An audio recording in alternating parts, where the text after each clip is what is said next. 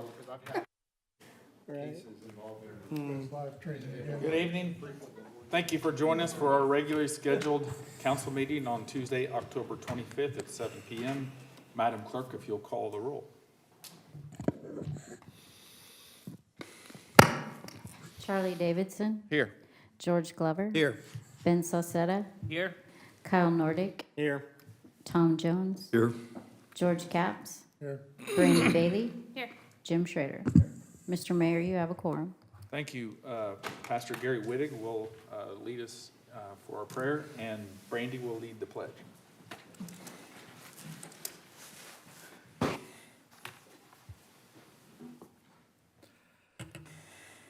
Our Heavenly Father, we pause to acknowledge before you the blessings that you have set upon this land and upon this city. We thank you for the opportunity now to call upon you, that you will send down wisdom and understanding to these who serve us, that they may look with understanding and make good decisions. We pray that you will continue to show good to us and to prosper this city and its outlooks. And we do pray, Father, now that you will hear this prayer and bring this blessing, and we ask it in Jesus' name. Amen. Amen. I pledge allegiance To the flag of the United States of America and to the republic for which it stands, one nation, under God, indivisible, with liberty and justice for all.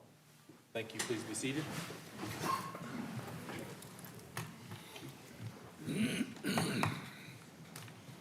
Okay, we'll start out with approval of the agenda. Ben. Yeah, I make a motion to approve the agenda as presented. Charlie. I second. Okay, seeing no further discussion, all in favor? Aye. Opposed? Motion passes 8-0. Did we have the list for the public forum sign-up sheet?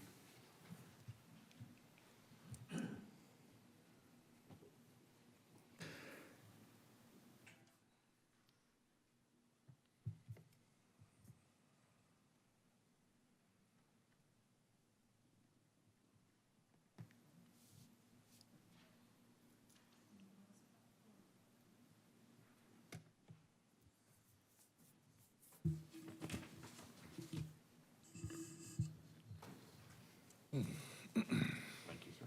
Jeff, and then also Dustin is with Pratt Industries. I don't know if you want to wait Okay, I'll switch him. Jeff Stone. Good evening, Mr. Mayor and Council. I'm actually here tonight to say thank you to the city. As most of us know, I'm the Vice President of the High Ridge subdivision, and Thursday, 3 of us on our council took it upon ourselves to walk around the pond and clean it up. We ended up pulling 1,240 pounds of construction materials from the new construction being done down there, and really cleaned up our pond. Once we had that 1,240 pounds of trash, we didn't really know what to do with it. So we called the city, and the city gave us a free pass to the dump. So we just wanted to say thank you. We took it out to the dump and disposed of it properly. And we didn't even know that was offered, but I'd like to maybe encourage other communities to do the same. You know, if they have a subdivision that needs cleaned up or neighborhood, make a call down here to the city, and maybe you can get a free pass to the dump. So thank you. And just while you brought that up, we do have, everybody's entitled to one, but we don't have enough for everybody to take one, but normally not everybody does it. Yeah. So there's a few hundred of them a year that we save off. We used to do the city-wide cleanup days where people take their stuff there and dump it, but they can only do it on that day. So we thought this was a more convenient way where folks could take their stuff at their own time out to the landfill, and it's no charge. Yeah, and we were really unaware of it until we made a phone call, so we appreciate it very much. Good. Thank you. Glad to see it done.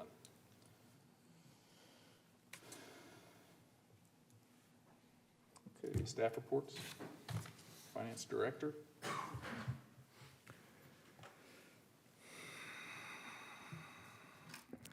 Good evening. I believe Marlo has distributed you 2 reports similar to last time, so you can see where we currently stand in comparison to prior years. As I mentioned during my last finance report, I don't place the reports in your packets because I keep updating it right up until the time of this meeting, and so it's as up to date as it can be. Sales tax is one of the biggies that usually comes in about, in fact, I'm surprised we didn't get it by today, and we haven't got it yet, but it's a biggie that you like to see, so I make sure I do it as close to the date as I can. Again, if any of you would like me to report on anything that I'm not reporting on tonight, please let me know. The first report is the one labeled tax distributions. It provides you the year-to-date collections as well as the annual amounts received in the prior 3 years. A few rows up from the bottom of the report is a row labeled subtotal property taxes that shows you how much we've been increasing in property tax collections each year due to increasing valuations while maintaining the same mill levy. Below that is the percentage increase over the prior year collections. Right below the percentage increase row are the final mill levies for each year. There will be 2 more tax distributions this year, but they will be very small amounts. Even without those 2 distributions, the current year collections are 9.9% higher than last year's total collections for the full year. In addition to our assessed valuation be 8.89% higher for 2022 than it was for the prior year, it also appears the delinquency collections have picked up quite a bit this year, with the current year-to-date collections at $173,560 for all 4 funds shown on this report as compared to $72,370 for the full year last year, so that's over $100,000 more, so that's good news. Okay, if you would go to the second report that has each of the different types of revenue items listed.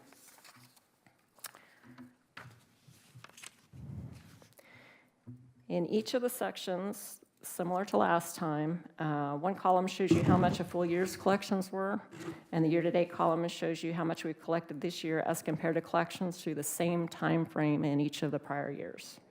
So you have apples to apples to look at where we've been in the past years at this point in time. Some sections of the report reflect year-to-date collections through September and others through October. The reason for that is to provide you the time period for each of the revenue streams in which the amount we've collected to date this year is comparable to that same time frame in the previous 5 years.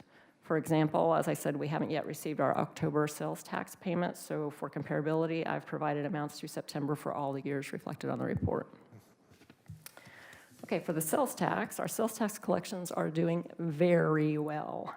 The amount collected in the month of September this year was by far a record high of $216,781, as compared to the prior year record high, or the prior record high of $177,177 received in December last year.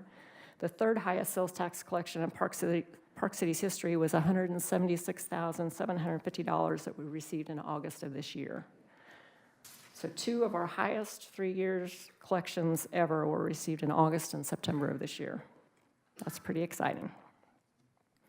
Our current year-to-date collections through September this year are $1.5 million, which is an increase of $253,000 or 20.3% over the same time frame last year.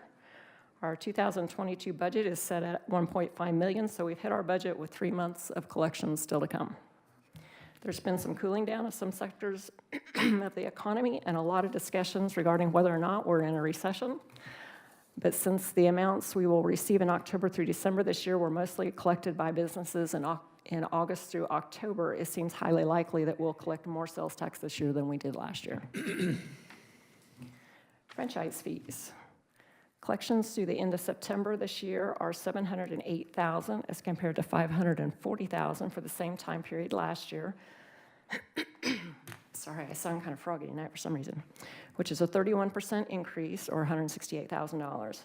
However, it's difficult to compare apples to apples on this one because payments come in randomly. They aren't always made at the same time each month, so it's very hard to really know that those are comparable. Local revenue sharing, this is the casino revenue. Under the MOU between the City of Park City and the Wyandotte Nation, the city receives quarterly payments of $187,500, which is $750,000 a year. We've received all 4 of the quarterly payments this year, totaling the $750,000. Gas tax. We receive these payments quarterly from the state and the county, but the time periods of the state's and county's quarters are different. To date, we've received 4 quarters of the state payments and 3 quarters of the county payments. In 2021, there was an unusual special distribution of $17,256 because there were additional funds left in the state highway fund at the end of the fiscal year. If I exclude that special distribution in order to compare apples to apples, we should easily exceed last year's gas tax collections this year. The final payment for the year is due to us by the end of the month.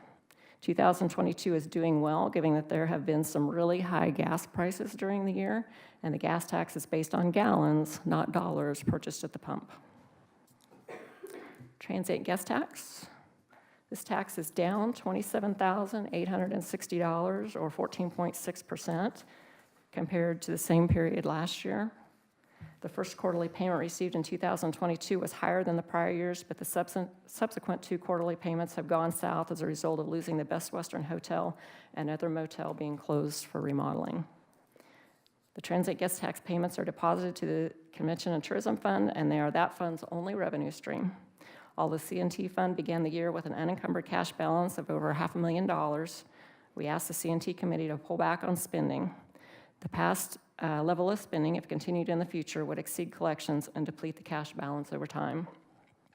Our most recent distribution is down 41.9% from the amount of the corresponding distribution received last year, $48,780 as compared to $83,910. So the situation's not good. Liquor tax. This one goes the other way. The total of the 3 quarterly payments received in 2022 are nearly 3 times higher than the collections for the same time period in 2021. $131,750 this year as compared to $46,160 last year. Every one of the 3 payments we received in 2022 are drastically higher than any amount we received in any of the past years. I can't think of any possible reason for this, but we can deduce that, liquor's higher and people may be drinking more, so. Interest income. In 2019, pre-COVID, the city received interest income totaling $246,000 for the full year. Interest dropped drastically to $35,500 in 2020 and $2,500 in 2021. I'm happy to report interest earnings in 2022 have substantially increased to $80,670 through the end of September. On September 23rd this year, the KMIP interest rate finally returned to the 2% we were making from the end of December 2018 through the end of July 2019. The price is unfortunately still at 0.07%, where it's been since September of 2020. A couple of additional items to update you on. The ARPA funds. On June 13th this year, we received our second tranche of the ARPA funds, which brings us to our full allocation of $1,184,857. For small entities that have received ARPA funds, April 30th is the deadline each year to complete and submit a project and expenditure report to the U.S. Treasury through their online portal. Even if we haven't spent any funds, we're still required to submit the report on April 30th each year. In my last report, I updated you that Treasury had tremendously simplified the reporting process for entities receiving less than $10 million in ARPA funding and claiming the full award under the revenue replacement category for spending the funds. But I hadn't yet submitted the report at that time due to many technical issues encountered and difficulties in getting Treasury to address them in a timely manner. I'm pleased to report that given we have not yet identified specific projects nor spent any of the funds, the report was fairly easy to complete, and it was submitted by the deadline of April 30th.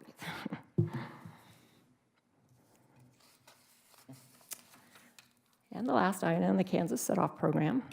In my last report, I informed you that we had collected $16,848 since the beginning of the year, excluding the additional amounts we collect for the administrative fees. We have now collected a year-to-date total of $26,962. In my last finance report, I told you staff was working on making sure the unpaid balance on each outstanding bad debt account was the same on our records as compared to the set-off program records and making any needed adjustments. That process has been completed and will be done annually in the future near the end of each year. Everything related to the set-off program is now completely caught up. So once again, I'd like to give big kudos to my staff as they have done a tremendous amount of work bringing all this up to date. It's the extent of my report. If you have any questions, I'd be glad to try to address them. Thank you, Dee. Brandy? I have 3. What is the deadline to use the ARPA funds? It's 2026. I can't remember what month. So we still have plenty of time. Yeah, we have time. Okay, I just couldn't remember that. On the transient guest tax, a lot of that is due to Best Western going out of business. Do we know when the Crosswinds Casino Hotel is possibly going to be ready to open? The expectation is the beginning of next year. And then it's been a while back, maybe a year and a half ago, where the police fund had some money that we discovered, I think it was 99,000? That we set aside to reserved and we could only use it in place and we were gonna spend it down. Was it salaries? Are you talking about the funds under the tax lid law? Yes. There was over $1 million, and we set up the law enforcement department this year to be able to Yes. specifically say that we had spent that out of those monies, and we will have spent all of that. We will have spent all of that? Yes. Okay. I couldn't remember the balance. It's 99, but I guess it was 99. Yeah, it was a lot of money. 999,000. Okay. That's all I had. Thank you. And I will also, on the transient guest tax, that there's been talks that I've heard that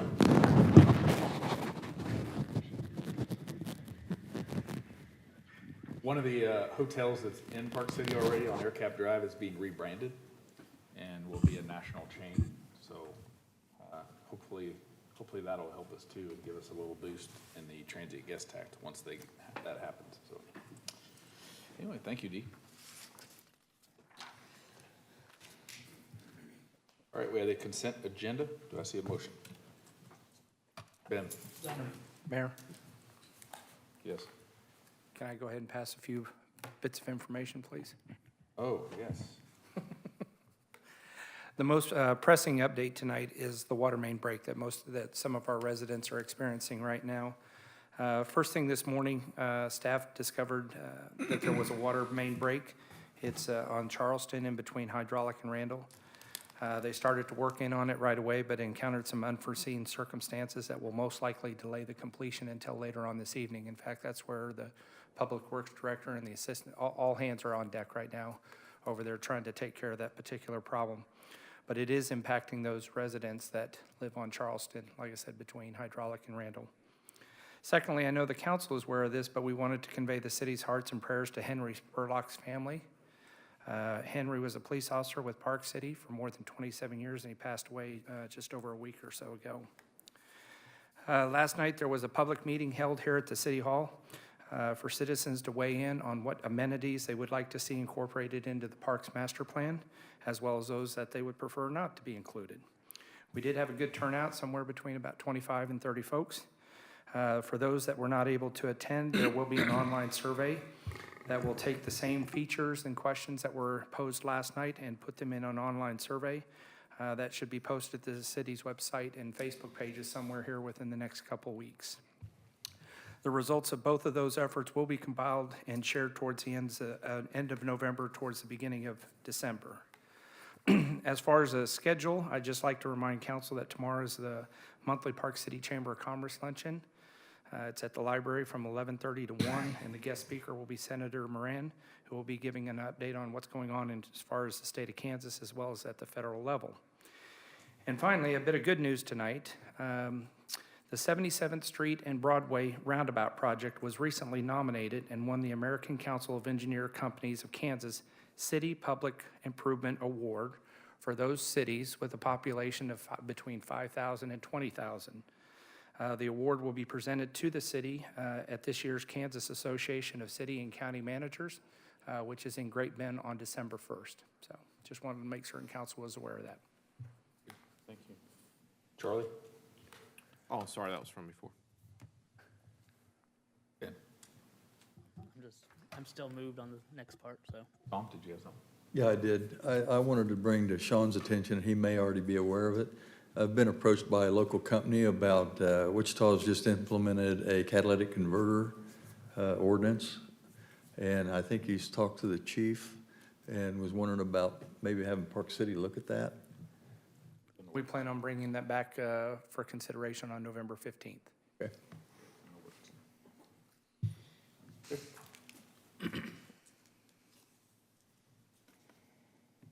All right, we'll move on to the consent agenda. Ben, Yeah, so moved. Charlie. Just a question on the minutes, October 11th. I was present, but I'm not on the minutes sheet. Do I need to pull that to add that, or can I just add it? I mean, you're really just approving the minutes, so if you, unless you were saying that they're wrong. I mean, some people abstain from it if they're not there, but truthfully, if you're not saying they're wrong, you can still vote and support it. It's Okay, whatever I'll you second. want to do. I second. Is that a second? Yeah. Okay, we have a motion and a second. All in favor? Aye. Opposed? Motion passes 8-0. On to new business, discuss and consider appointments to the Community Relations Board. We have applications from Roberta and Dan Warner for a term expiring January 31st of 2023 on the CRB. Ben, Yeah, they've been active in this for quite some time, so I'd move to approve the appointments of Roberta and Dan Warner with the term expiring January 31st, 2023 as members of the Community Relations Board. thank you, Ben. Tom? Second it. All right, we have a motion and a second. Seeing no further discussion, all in favor? Aye. Opposed? Motion passes 8-0. To item 6, discuss and consider ordinance authorizing taxable industrial revenue bonds to the Kansas Coliseum LLC. Sarah? Thank you, Mayor Linher. Council members. Sarah Steele, Gilmore and Bell, we're bond counsel to the city. And we are here this evening to actually consider 3 separate projects that applied for industrial revenue bonds and that we've previously held public hearings on. You've adopted some resolutions of intent. So the first project is a renovation of the pavilions around the former Kansas Coliseum, now NIAR, facility. And the owner, Kansas Coliseum LLC, has renovated those pavilions into usable space and are going to lease those to related industry. And so the industrial revenue bond that they've proposed is $2.5 million, and it is strictly for sales tax exemption and a property tax exemption on those projects only.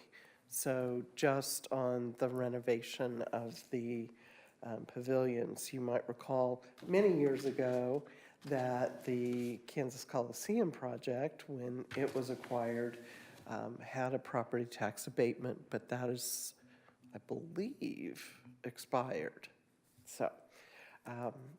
So first ordinance is for the pavilion renovation. Be happy to answer any questions on these. Thank you, Sarah. I would entertain a motion.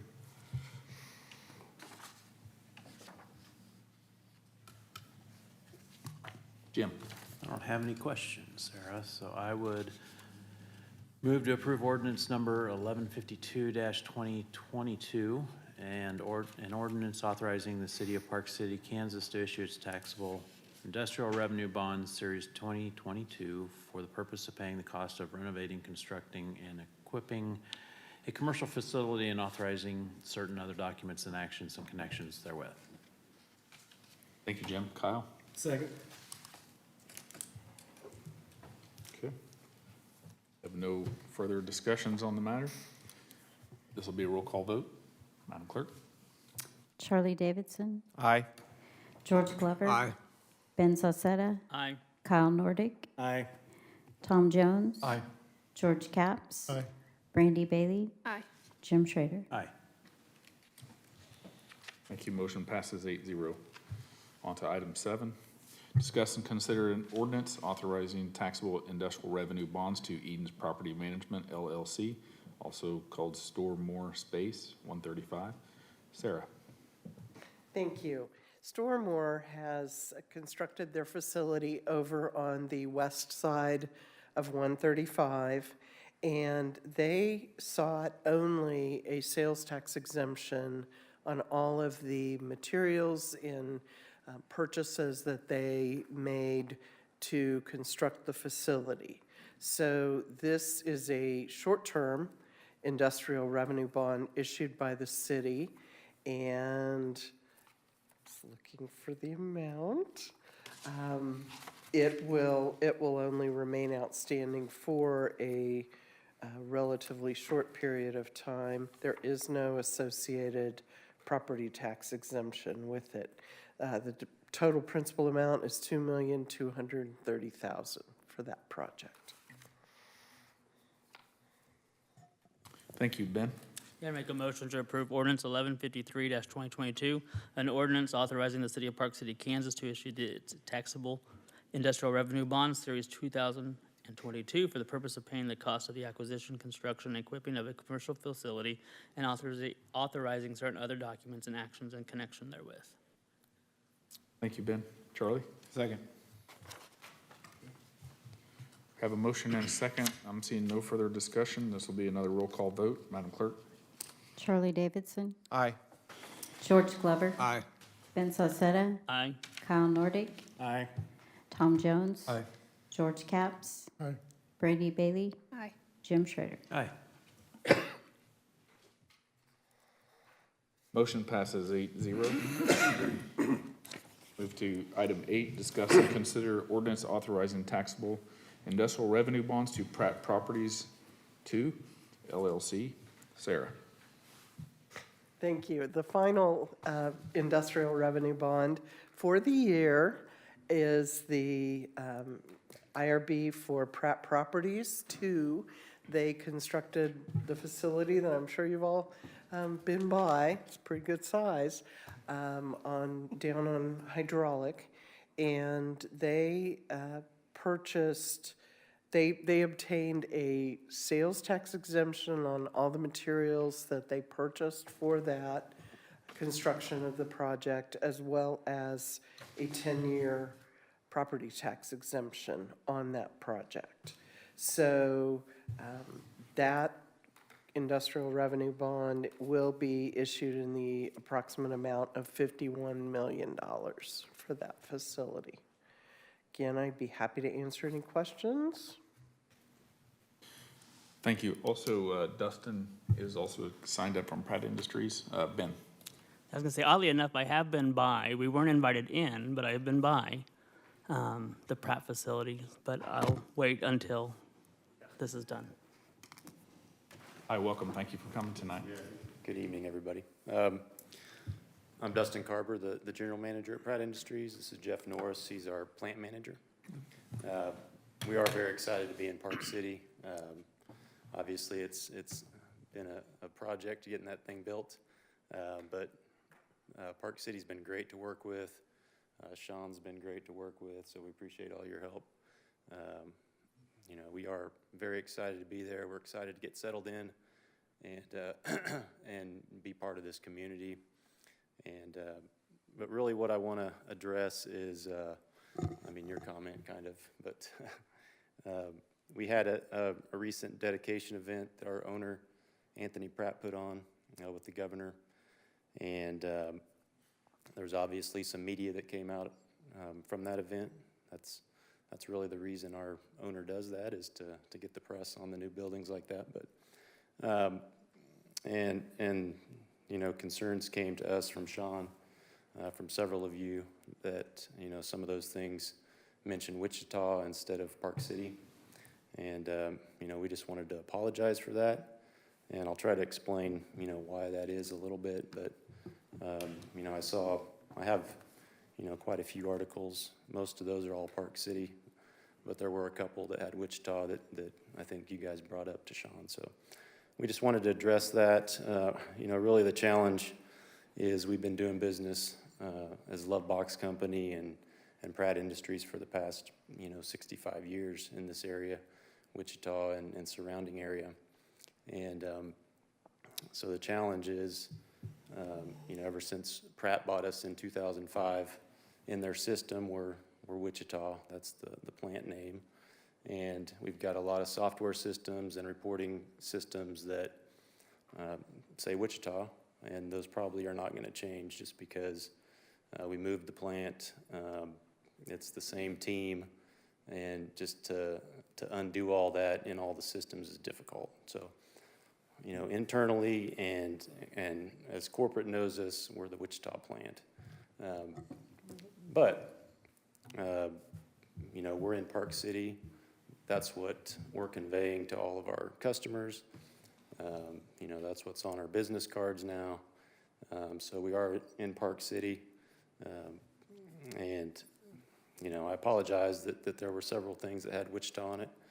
I did contact our team that works with Anthony Pratt and say, hey, if anything else comes out, please have Park City instead of Wichita on it, because that's where we are located now. I know, that's not how it's going to be in the system, but we are in Park City. There's even some signage that, that Jeff and I looked at that, our project team ordered.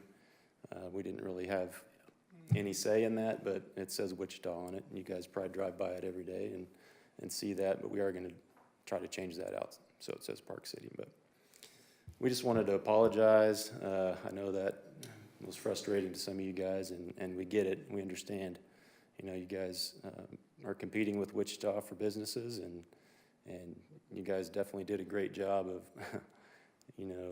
stepping up. We talked to Wichita also, and they weren't going to provide anything for us. So you guys did a great job, have been great to work with, and so we just wanted to come and thank you guys and apologize for that. So if there's any questions, feel free to ask them. Okay. Thank you for your comments. I appreciate it. Yep. Ben, did you still? Oh, yeah, yeah. I do appreciate you taking the time to come. That said, just in looking through this, and I understand system-wide those things, I don't believe the system itself paid for an ad that states the facility is in Wichita, Kansas. That's a business decision. Yeah. So that was a deliberate act, not a systems act that's been in there since 2005. And that's one thing that's very offensive. I think we have a map. Do we have the map? And I know you've alluded to this already, but if someone from corporate is watching, your facility sits right in here. Yeah. Within the city of Park City limits. And I know you've alluded to it tonight. Yeah. But when a paid advertisement comes out from a company that sits there and says Pratt Industries opens high-tech box facility in Wichita, Kansas, that's the thing. The event with the governor is frustrating because of that. And maybe you can answer this. Did the state of Kansas provide incentives along this route as well? Does what? Did the state of Kansas provide incentives along as well with your business? Or was it just the IRBs from the city? I believe there was some tax from Kansas, Okay. yes. Okay. $18 million worth from the city itself is a big contribution. Yeah, it's substantial. And for, I know our language is very specific within our IRBs. Mm-hmm. And the problem with inside the system stuff, that's fine. No one knows, no one sees anything like that. But again, the ad is very deliberate. Yep. And that's a violation of our IRB agreement. So it's not just someone maybe should have better legal advice, I guess, I don't know. But it's very frustrating to see us give this much money, and we expect the same thing out of every single company that comes to Park City to do business that we offer IRBs to. We expect it. Stormart here, Southern Glaciers, Kansas Coliseum LLC, they're all expected to abide by the same thing. And a multi-billion-dollar company shouldn't be an exception just because somebody oversaw something. It was an oversight. I'm sorry that you're the one that has to stand here and take it, Yeah, no, because it's not your fault, yeah, no, that's my job, so. that's all right. but it's very disappointing. And I'm of the opinion, and I don't see anyone else lit up, I would actually make a motion that we table this for 3 weeks to our next meeting. And I would like to see somebody from Pratt Corporate address the issue, because they've known it's an issue since you brought it to their attention, since it was brought to your attention. And I think that we deserve that. Our community deserves that. Our taxpayers deserve that. So that's my motion. Okay, we have a motion on the floor. Do I have a second? Okay. Motion fails due to lack of second. Do we have a second motion?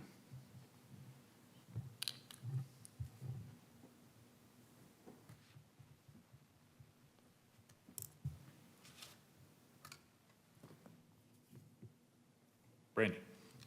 I move to approve the ordinance 1154-2022, an ordinance authorizing the city of Park City, Kansas to issue the taxable industrial revenue bonds Series 2022 for the purpose of paying the cost of renovating, construction, and equipping commercial facility, and authorizing certain other documents and action in connection with it therewithin. And I'll say, I'm making the motion because I think you guys are aware now that we're serious about this. And I'm good faith that you guys are gonna move forward and everything else will be Park City, and whatever's out there with Wichita will be fixed. Yep. Thank you, Brandy. Jim? I'm just going to second it for discussion because I'm just curious how the vote goes. I really appreciate that you guys came here and being the local face of this, but yeah, this was a pretty hard slap. I noticed it too, and I'm sure our taxpayers did too. As you know, $51 million is an awful lot of money for an IRB, but we're very glad to have you here. It was kind of insulting. So Yeah. Ben's got a pretty solid point about wanting corporate to come out here and answer for their actions. I mean, the inconvenience to us, I'd like to know what they have to say. But don't take that to be that I'm not appreciative that you guys came out here. You're the local face of it. You live here, and we do value that. So enough said. I second the motion, and we can go from there. Thank you. Tom? I'm good. George Capps? Well, I would mirror what Ben said, and I apologize, I'm not feeling well. But I'm one of the original, I've been with it from day one, and we've had business after business just kick us in the teeth. They'll say, well, they'll come and get the bonds and then make promises, and then, well, they're on I-135 north of Wichita. That's how they evade it. And, it's disheartening. Our citizens are proud, they work hard. There's people that live here and want to say they're in Wichita, but they're not in Wichita, just like you're not in Wichita. You're in Park City, Kansas. We're an incorporated city, and I appreciate you coming. I remember you coming earlier and having conversations with you. But I would hope this mistake doesn't happen again, because I take it very serious. And I came awful close to seconding Ben's motion to table this thing. I just think this is serious business. Yeah, no, we understand that. Thank you, George. Ben? So what's our remedy if we approve this? So we're going to slap the taxpayers in the face by saying our IRB policy doesn't matter. But because my understanding from the IRB policy is we look at this annually to make sure that all advertisements and signage and everything is like this. That is correct. So are we saying we have a 365-day policy for them to fix that part of it? Or are we saying it has to be fixed right away as part of the, that's what we're doing here. Or do we care about that part? Because if we're going to vote for it, which is fine, if the council deems that we're going to vote for it, then we have to understand that it's the same way with every single other business that we're demanding the same thing of. And it's only fair that if a small company has to abide by the same rules as a larger company, that were consistent. And that's the problem here. It's nothing related to these gentlemen. I do appreciate you both being here, and I understand you all are put in a tough spot, and I don't envy you one bit. But the point being is that what are we going to require of everybody? Yes, sir. There are 3 different spots in the general guidelines passed just this last year as far as the resolution. First of all is what does it take to make application in the review process and then on an annual review basis. So I'm certain that with staff, the 2 of us can sit down and talk about it and kind of come up with an acceptable timeline as well as what we would consider appropriate. One of the things that we did talk about, they are the Love Box Company. They have been operating in Wichita for 65 years. It would have been perfect if they said, we're from the Wichita Division, Wichita District. Don't say Wichita, Kansas, when you're truly in Park City, Kansas. I understand that their software systems are not going to change at whatever this council behests. So I do believe that staff should be able to work with them to come up with something that is acceptable and report back to council. Thank you, Sean.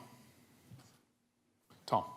I was going to say, we had this happen several years ago, and all we had to do was make a comment to the bond counsel and to the company, and within a month, I mean, the name on the side of the trucks changed.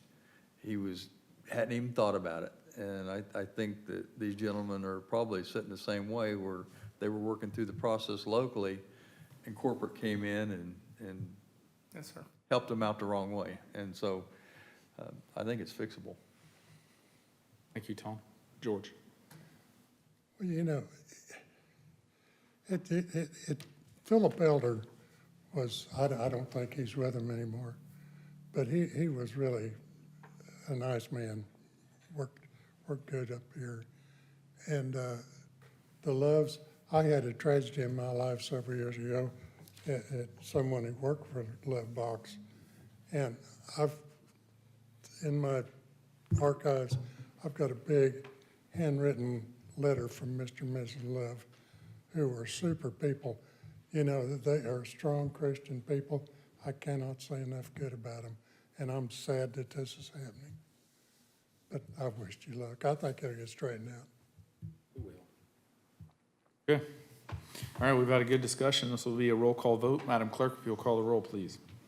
Charlie Davidson. Aye. George Glover. Aye. Ben Sosetta. No. Kyle Nordick. Aye. Tom Jones. Aye. George Capps. Nay. Brandy Bailey. Aye. Jim Schrader. Aye. Motion passes 6-2. Thank you for coming tonight. Thank you, guys.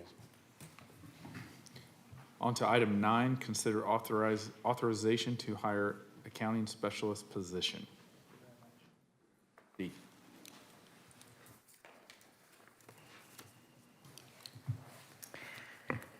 During the 2023 budget process, council approved a new position in the HR department. The intent was the hiring this one new position in HR would result in providing additional help in both the HR and finance departments. The objective was to review the supervision, workflow, and job responsibilities of the current payroll and benefits clerk, to provide additional support functions, and to best meet the needs of both departments. I'm going to call the old payroll and benefits position, the PBC position, because otherwise it gets confused with the title of the new HR position. So 2 new job descriptions were developed. An HR payroll and benefits specialist reports to the HR manager, and an accounting specialist that replaces the PBC position and continues to report to the finance director. The HR payroll and benefits specialist position would perform the payroll and HR-related responsibilities that were previously performed by the payroll or by the PBC position, which is approximately 50% of the former PBC position, and also take on additional HR functions. The accounting specialist position would perform the other finance functions that were previously performed by the PBC position, as well as some of the functions of the senior accountant, who would then be able to spend more time assisting the finance director. The overall impact is that HR would receive approximately 50% of the new position, and finance would also receive approximately 50%. When the PBC position subsequently became vacant, it was in the best interest of the city to fill the HR payroll and benefits specialist position. Therefore, the finance position would remain vacant until the beginning of 2023, when there would be budget authority to fill both positions. Although it would not be good on a long-term basis, we believe the rest of the finance functions that were previously performed by the PBC position could be absorbed on a temporary basis by other finance department staff until the new year, when that additional budget authority was available. However, as Sean mentioned during the October 25th City Council meeting, adding the ClearGov software to the finance department workload is much more than the existing staff is able to absorb. Therefore, staff is asking council to consider allowing us to fill the accounting specialist position as soon as possible. The PBC position was vacant for 3 months before the HR payroll and benefits specialist position was hired, so those unspent funds would cover the cost of hiring the accounting specialist in 2022. Staff recommends approval. Thank you, Dee. Kyle? Yeah, Dee, I told you at the last council meeting that if you ever needed help, to come and ask, and I'd be the one to tell you yes on it. So with that, I do appreciate you standing before us today, recognizing that you do need some assistance and everything. So I have no problem making a motion to approve hiring the accounting specialist position to be paid out of the general fund administration department. George Glover? I'll second the motion. Thank you. We have a motion and a second. I'm seeing no further discussion. All in favor? Aye. Motion passes 8-0. Move to item 10, discuss and consider an agreement with Abbott Land Survey LLC for services related to the downtown district. Sean? Yes, sir. In support of the downtown district, there are services that are needed to be completed here in the near future. Right now, currently, the one before you is a boundary survey, an as-built survey, and a topographic survey. Attached is a scope of services and associated fees from Abbott Land Survey LLC for the amount of $7,100. As council is well aware, we are partnered with Lang Real Estate as well as Wildcat and Benish Engineering for the downtown development. There are going to be other projects that are going to be coming, other necessary needs to develop the land. If we are putting ourselves in that role as a developer, I expect on November 15th that we will probably be bringing back another scope of fee for a drainage analysis for the 48 acres that is behind us, as well as a traffic impact analysis. Yes, we have talked with the partnership, as we know that they did partner with us on the branding concept with Gardner and Associates and everything. But I just wanted to give council a heads up that it seems like, wow, there are bills that are coming in, but we are putting ourselves in the role of the developer, and we would expect anybody else that's going to come into the city and develop to do the same thing. So this one here is for, again, the topographic survey, the as-built survey, and the boundary survey for $7,100 with Abbott, and staff recommends approval. Thank you, Sean. Ben? Yeah, I think it's exciting to see us moving forward, so I make a motion to approve boundary survey in the amount of $7,100 by Abbott Land Survey LLC. Thank you. Kyle? Second. A motion and a second. Is there any further discussion? Tom? I have one. We're going out and spending this for surveys and other things on development of that property. We have somebody that's marketing the property for us. Will we get any of this money back down the road when the property's sold? Too early to determine. And the reason why I say that, sir, is because right now there's just still, a lot of this is initial work to sit there and figure out, we know land. Is that going to be our contribution? Is the city going to be expected also help put in infrastructure? And if so, then the city, in other words, there's going to be future conversations that happen to make certain that there's an appropriate return on the investment on the city's behalf, or it doesn't go any further. So, like I said, it's just, there's so many questions. I understand, but what I'm saying is we got the plat and we're trying to do something with it, and we've got somebody helping us and we're writing checks. Yes, that is And so correct, sir. And that person's gonna market it. Discussion? All in favor?